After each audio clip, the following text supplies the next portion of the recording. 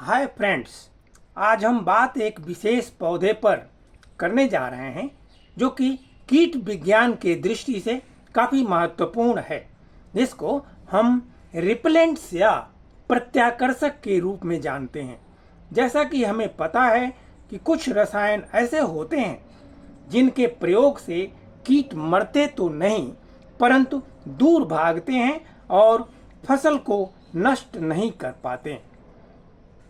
यह रसायन अधिक विषैले नहीं होते। यह आवश्यक नहीं कि एक प्रतिकर्षक जो एक कीट को दूर भगाता हो दूसरे के लिए भी प्रतिकर्षक ही हो, क्योंकि सभी कीटों का व्यवहार एक जैसा नहीं होता।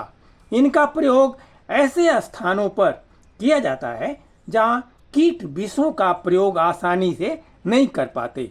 यह 3 प्रकार के होते हैं। पहला, रेंगने वाले कीटों को भगाने वाले। दूसरे, कीटों को अंडे देने से रोकने वाले पदार्थ। और तीसरा, भोजन को कुस्वाद बनाने वाले पदार्थ। प्रकृति के आधार पर यह 2 प्रकार के होते हैं, दुर्गंध वाले पदार्थ और दूसरे कुस्वाद वाले या डिटरेंट्स पदार्थ। कुछ प्रमुख पदार्थ जो कि प्रत्याकर्षक होते हैं जिनमें पाइन tar तेल, डाइमिथाइल थैलेट, इंडोलेस, इलायची चीड़ का तेल, बेंजाइन बेंजोएट, बोर्डो मिश्रण, जिसमें से जो पाइन tar तेल है मक्खियों के लिए, डाइमिथाइल थैलेट मच्छरों के लिए, इंडोलेस मक्खियों तथा मच्छरों दोनों के लिए, इलायची चीड़ का जो तेल है रस चूसने वाले कीटों के लिए, बेंजाइल बेंजोएट कपड़ा अथवा कालीन कुतरने वाले जानवरों के लिए, और बोर्डो मिश्रण जो है वो भी कुतरने वाले कीटों के विरुद्ध यूज में लिया जाता है। तो आइए आज मिलते हैं एक विशेष रूप से मसालों वाले पेड़ से, ऑल स्पाइस प्लांट या कबाब चीनी के पौधे से। यह जमैका का प्लांट है। इसे आराम से हम लगा सकते हैं, जिसको हमने ये छोटे से जगह में लगाया है कटिंग के द्वारा भी। तो इस पौधे की विशेषता यह है कि जितने लोग होते हैं तरह तरह के खुशबू या मसाले का गंध उनको आता रहता है। पौधा जब बड़ा हो जाता है तो काली मिर्च जैसे छोटे छोटे दाने इस पौधे पर फल के रूप में लगते हैं, जिनको भी हम प्रयोग में किचन में ले सकते हैं।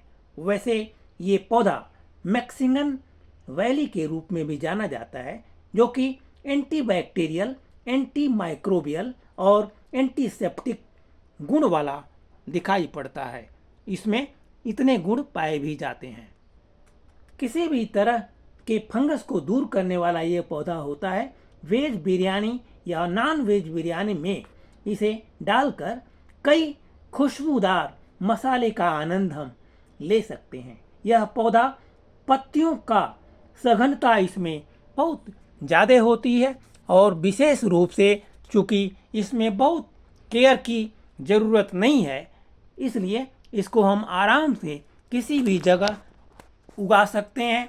भारत में पहले इसको गोवा के क्षेत्र में उगाया गया था, बाद में धीरे धीरे करके पूरे भारत में उगाया जाने वाला पौधा ये बन गया और अब किसी भी प्रदेश में आसानी से हम उगा सकते हैं। धूप सुबह की इसको पसंद है। इसको पानी की ज़रूरत अगर थोड़ा थोड़ा हम डेली दें तो इसकी आवश्यकताएं पूरी हो जाती हैं। नेपोलियन ने अपने आर्मी के पैर में फंगस लग जाने के वजह से जो बीमारी हो गई थी, उसको इसी पौधे की पत्तियों को मसल कर प्रयोग करने हेतु सुझाया था, जिससे अति शीघ्र इस पौधों की पत्तियों को मसल कर फौज पूरी सही हो गई थी।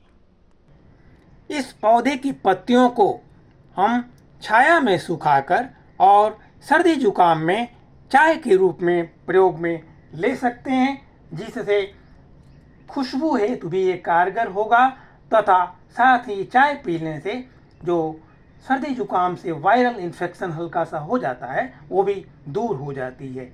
इस पर इंसेक्ट और डिजीज नहीं आती है, इसे हम पॉट में भी जगह दे सकते हैं। गार्डन सॉइल और हार्ड मिट्टी मिक्स करके ये पौधा अधिक से अधिक गर्मी में भी सहनशील है, अतः नर्सरी में भी ये किचन प्लांट के नाम से जाना जाता है और नर्सरी में भी आज के समय में मिलने लगा है।